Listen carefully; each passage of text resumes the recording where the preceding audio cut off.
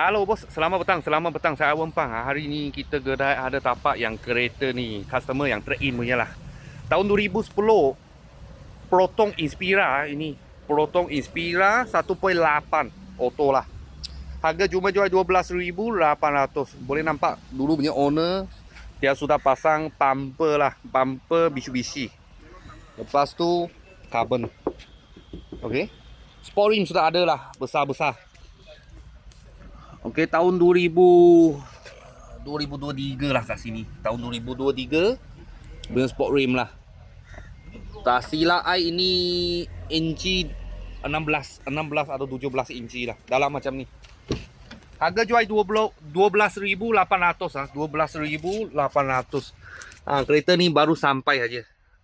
Baru sampai, Android player sudah ada, dashboard tak ada crack lah. Dashboard tak ada crack punya. Sebab ini khas plastik mah, tak akan crack. Dalam leather lah.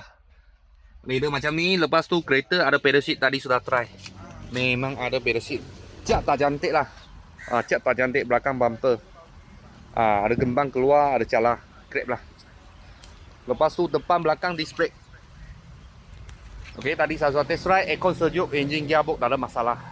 Ini kereta dia CVT ya, CVT gearbox. Boleh masuk loan lagi ya. Kalau beli cash 12,800. Kalau nak buat loan memang boleh. Tak ada masalah, boleh ikat 5-6 tahun lah.